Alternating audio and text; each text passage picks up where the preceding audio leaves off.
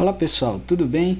Neste vídeo nós vamos resolver mais um exercício de resultado de medição direta com várias fontes de incerteza, porém nesse caso com mensurando invariável, tá ok? Então eu já fiz um exercício anterior a este, onde nós trabalhamos o mensurando variável. No caso do mensurando invariável, basicamente o que nós teremos diferente é o cálculo da incerteza da repetitividade, onde nós poderemos aplicar o teorema central do limite, tá certo? Então, neste exercício, nós vamos trabalhar com a medição da massa de uma aliança de ouro. Então, eu peguei minha aliança e medi a massa dela em uma balança digital. Eu fiz 10 medições e aqui nós temos as 10 indicações dessas 10 medições, tá? Por que que eu vou considerar esse mensurando um mensurando invariável, pessoal? Porque se eu observar aqui os resultados das medições, eu tenho uma variabilidade muito baixa nesses resultados. Apenas 3 resultados aqui deram diferentes de 2,88 gramas, tá? Então, nesse sentido, eu posso considerar que o meu mensurando é estável, tem uma variabilidade muito baixa, ou de certa forma o meu instrumento de medição, né, a resolução dele não é baixa o suficiente para capturar essa variabilidade do mensurando, tá? Então, por isso nós estamos considerando o mensurando invariável. O nosso instrumento de medição é uma balança digital com resolução de 0,01 grama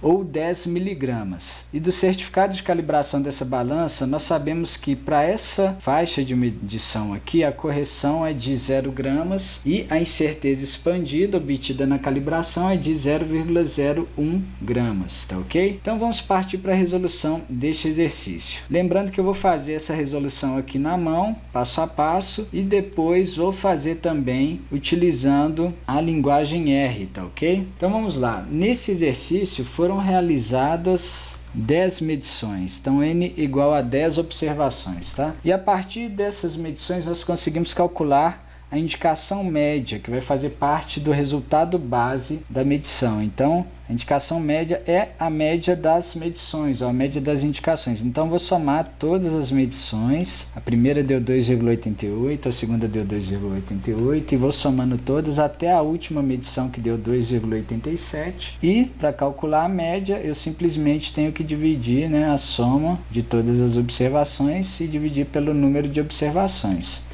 Portanto, a indicação média é igual a 2,876 gramas, tá? Depois, se você quiser, pode fazer na sua calculadora ou então aguardar, nós vamos fazer no RStudio daqui a pouco. Agora nós vamos falar sobre os efeitos sistemáticos. Então, para cada efeito sistemático, nós podemos calcular uma correção. Se a fonte de incerteza considerada, eu estou indo bem direto ao ponto nesse exercício, mas no final eu vou mostrar para vocês a tabela de balanços de incerteza e vou resumir todas as informações, mas basicamente com as informações do enunciado eu só consigo considerar 3 fontes de incerteza, que é a calibração, a repetitividade e a resolução, tá? Então, para calibração, eu vi lá no relatório de calibração que nós não temos correção, não tem erro sistemático, portanto, considerando as informações do relatório de calibração. A repetitividade é uma fonte de incerteza relacionada ao erro aleatório, portanto, não existe correção relativa à repetitividade, tá? E a resolução do instrumento também é uma fonte de incerteza que eu não tenho erro sistemático, portanto a correção da resolução também é nula.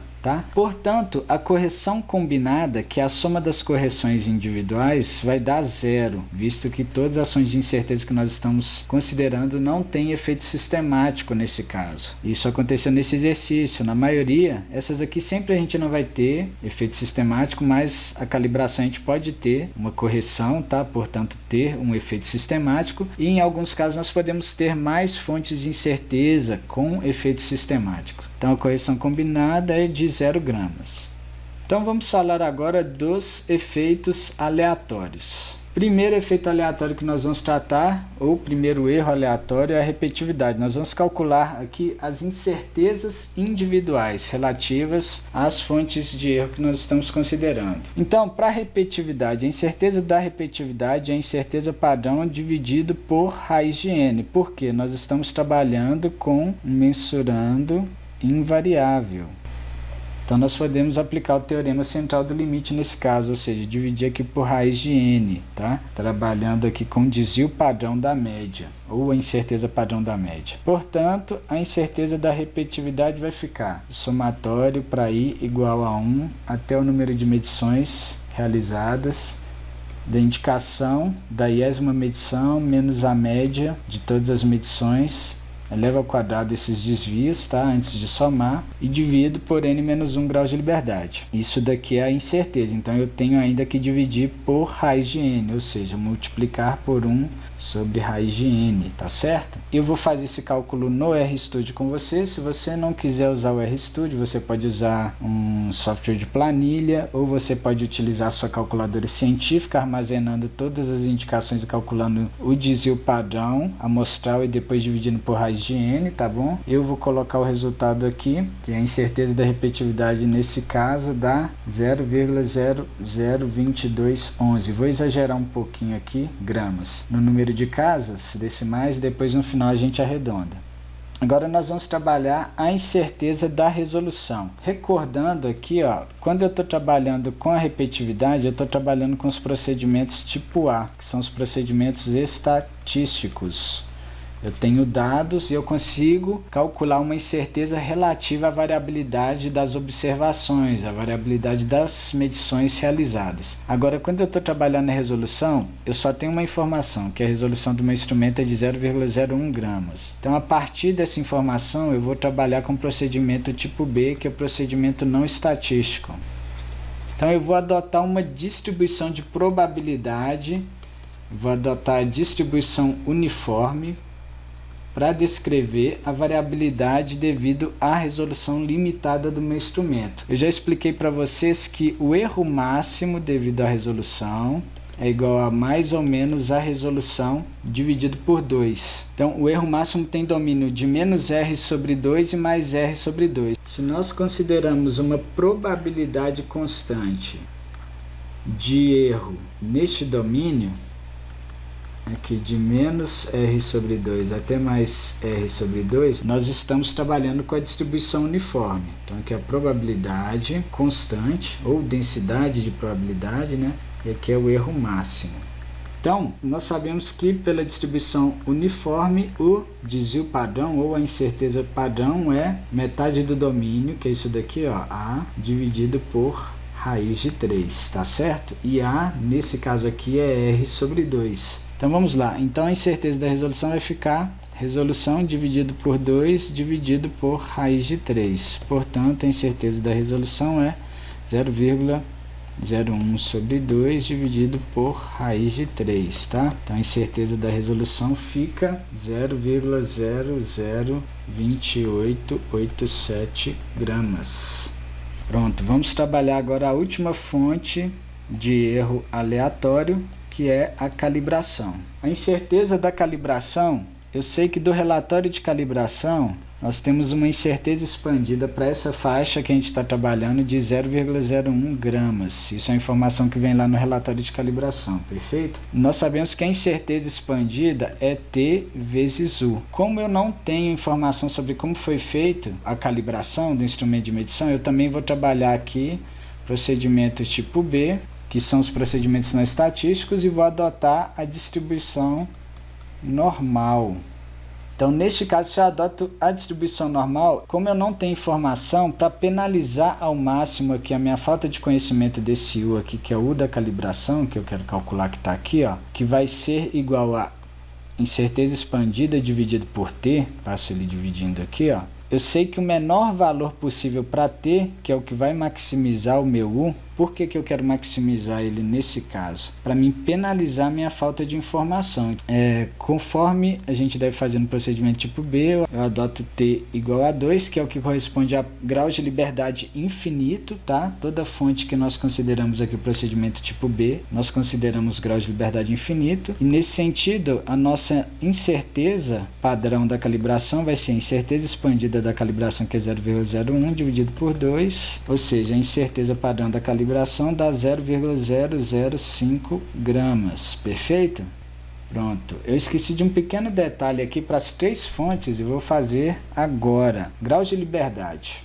Grau de liberdade da calibração, como eu utilizei procedimento tipo B, eu não tenho dados, né? Eu estou considerando uma informação do relatório, e aí eu considero grau de liberdade infinito, que é justamente o que corresponde aqui a um coeficiente T de student igual a 2, para 0,9545 de confiança, tá? Conforme eu expliquei nas aulas anteriores. Nesse caso, a distribuição T se aproxima da normal. E vamos ver aqui para as outras duas fontes. Para a repetitividade, como a gente considera os dados, procedimento estatístico, o número de graus de liberdade vai ser igual ao número de medições menos 1, ou seja, 9. E aqui, o grau de liberdade da resolução é infinito, procedimento tipo B também, tá ok? Pronto. Agora nós podemos continuar e agora nós vamos trabalhar aqui a incerteza combinada. Então a incerteza combinada é a raiz da soma dos quadrados das incertezas individuais. Por que eu não posso somar as incertezas diretas? Eu tenho que elevar o quadrado, somar e depois tirar a raiz. Porque a incerteza é igual desvio padrão. Eu não posso somar desvios padrões, eu posso somar variâncias. Então somo variâncias e depois você tira a raiz dessa soma, tá certo? Então a incerteza combinada vai ficar assim, ó, raiz da soma dos quadrados das incertezas da repetitividade, da resolução e da calibração, ou seja, raiz de 2,211 vezes 10 elevado a menos 3 ao quadrado mais 2,887 vezes 10 elevado a menos 3 ao quadrado mais 5 vezes 10 elevado a menos 3 ao quadrado, tá? A raiz disso tudo aqui.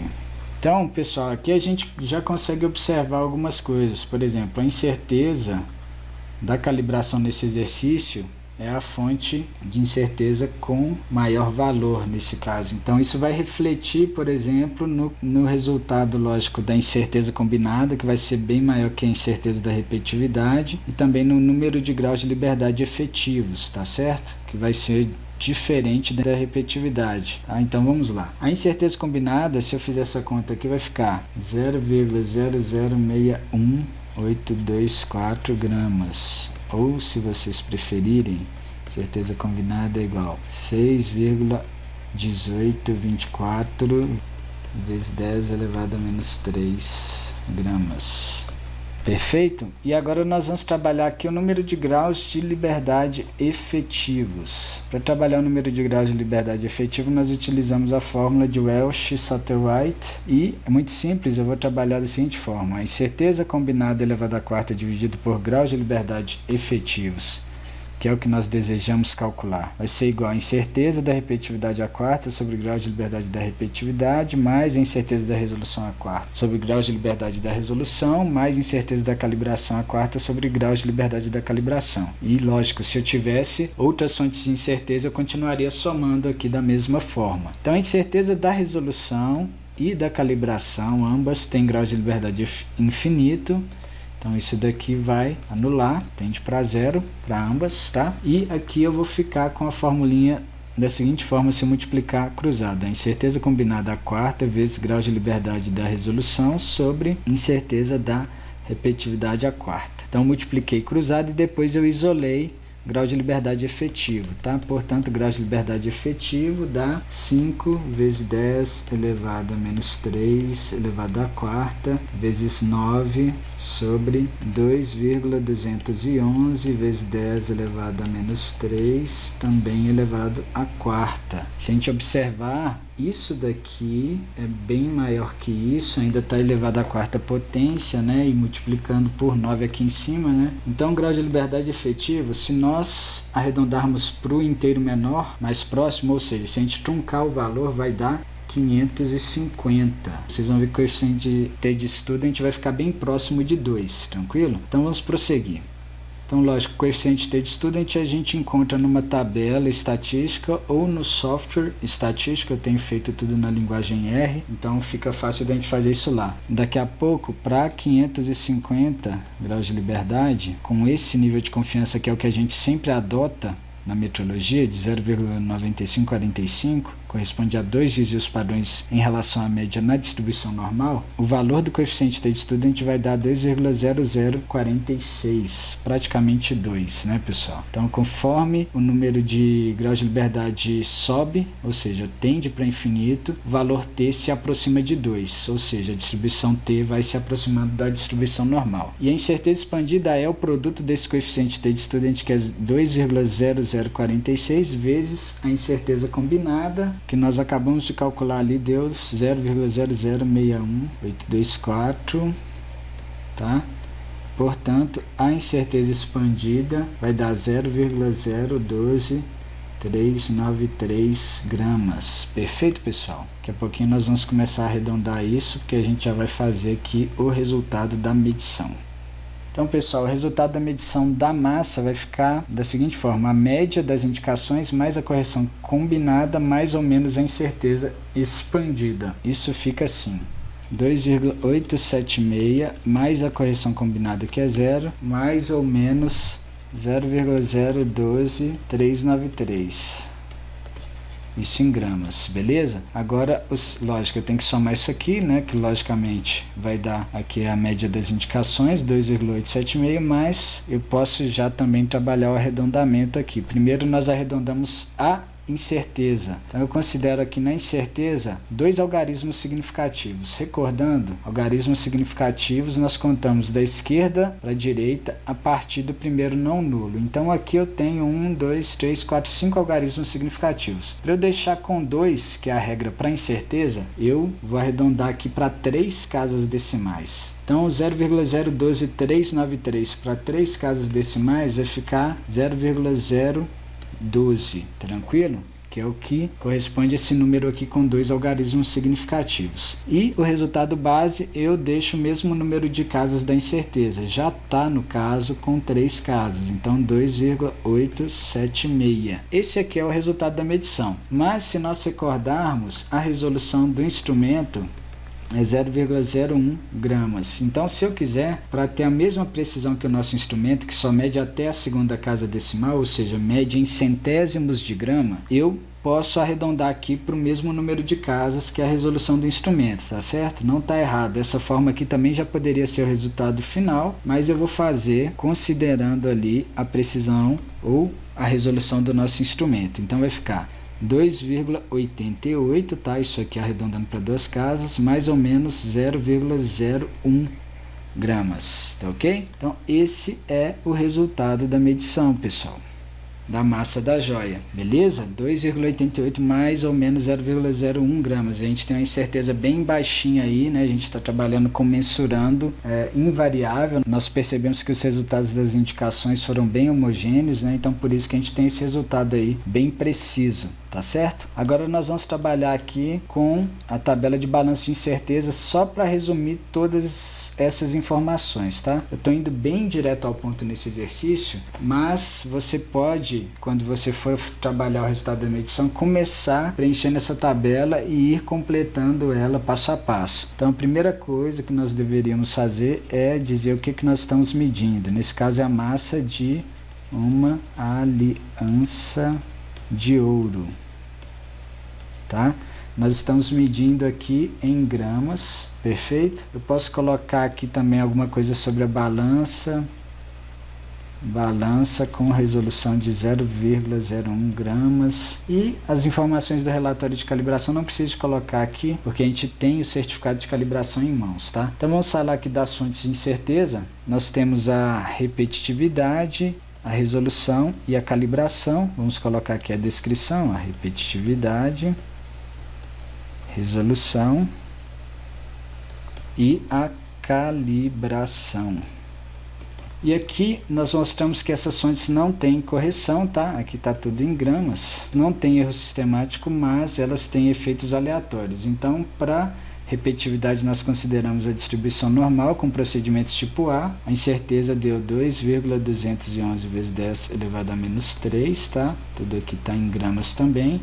e aqui eu tenho 9 graus de liberdade. Para a resolução nós trabalhamos com a distribuição uniforme, procedimento tipo B, e nós calculamos, a incerteza deu 2,887 vezes 10 elevado a menos 3, tá? Aqui é 9, tá, pessoal? Não é...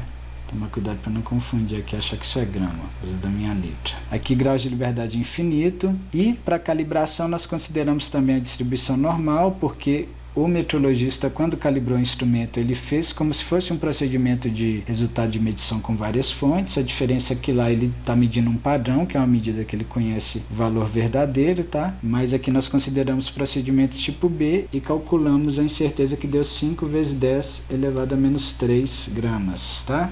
Então, a correção combinada deu 0. Vamos subir aqui um pouquinho para finalizar. A incerteza combinada deu 0,0062. Vou colocar aqui a unidade nesses casos. E a incerteza expandida deu 0,012 gramas, tá? Depois eu acabei arredondando e deixando aqui só um algarismo significativo, tá? E aqui nesses dois resultados é a distribuição normal sempre, porque nós estamos combinando várias distribuições de probabilidade. Pelo teorema central do limite, a soma ou a média de várias distribuições de probabilidade ou de várias fontes de incerteza com distribuições de probabilidade distintas é normal, tá ok? É uma aproximação que a gente faz aí. Beleza, pessoal? Então, na mão é isso. Agora nós vamos passar para o software RStudio para finalizar isso aqui utilizando a linguagem R, beleza? Então, vamos lá.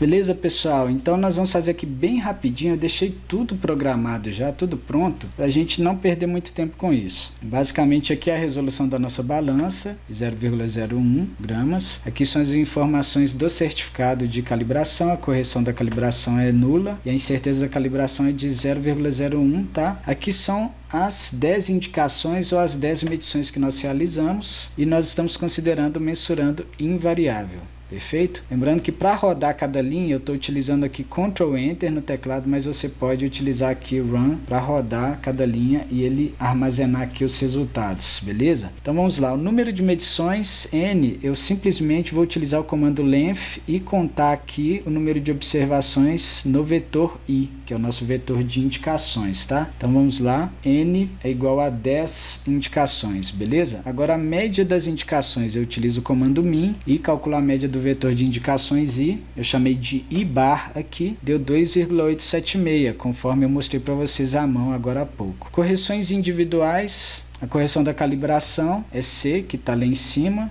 que por sua vez é nula, tá? Então fica aqui nula também, tá? A correção da repetitividade é nula e a correção da resolução é nula. Agora a correção combinada, que é a soma das correções individuais, por sua vez também vai ser nula, beleza? Os efeitos aleatórios, pessoal. Então vamos lá. Incerteza da repetitividade. Como nós estamos trabalhando aqui com mensurando invariável, vai ser a incerteza das indicações, ou seja, o desvio padrão das indicações dividido por raiz do número de indicações. Então vamos lá, incerteza da repetitividade deu 0,002211, conforme eu fiz com vocês à mão. Grau de liberdade da repetitividade, número de medições menos 1. Então vamos lá, isso dá 9, beleza? Eu não coloquei algumas variáveis aqui, só as mais importantes para a gente ver aqui no console. Incerteza da resolução, pela distribuição uniforme, a resolução dividido por 2, ou seja, o erro máximo devido à resolução, que é R sobre 2, dividido por raiz de 3. Isso aqui é inerente à distribuição uniforme, tá? Então vamos lá.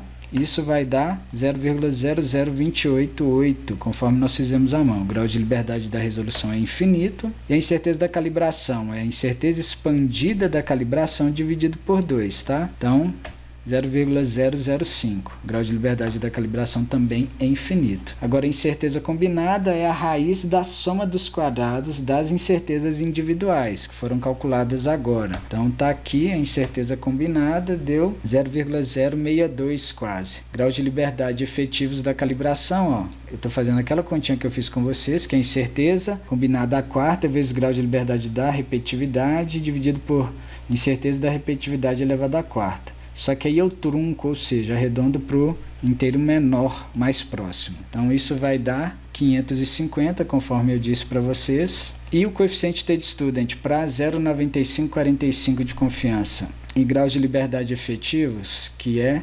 550 vai dar 2,0046 quase, conforme eu fiz com vocês à mão. E a incerteza expandida é esse coeficiente t vezes a incerteza combinada, que dá 0,012393, conforme eu mostrei para vocês. Para finalizar esse exercício de cálculo da massa da aliança, coloquei aqui o resultado composto pelo resultado base, que é a média, mais a correção combinada, mais ou menos a incerteza. Reparem que aqui nesse primeiro caso eu coloquei para arredondar com 3 casas decimais e depois eu coloquei para arredondar com 2 casas, assim como eu fiz à mão com vocês agora há pouco, beleza? Então o resultado da massa é 2,876 mais ou menos 0,012, se nós considerarmos dois algarismos significativos, ou 2,88 mais ou menos 0,01 grama, se nós considerarmos apenas um algarismo, uma vez que nesse caso nós temos aqui 2 casas decimais, que é o mesmo número de casas que nós conseguimos medir com a balança utilizada, tá ok? Então por hoje é só, pessoal. Se você gostou desse vídeo, deixe seu like, se inscreva no nosso canal e ative as notificações. Muito obrigado.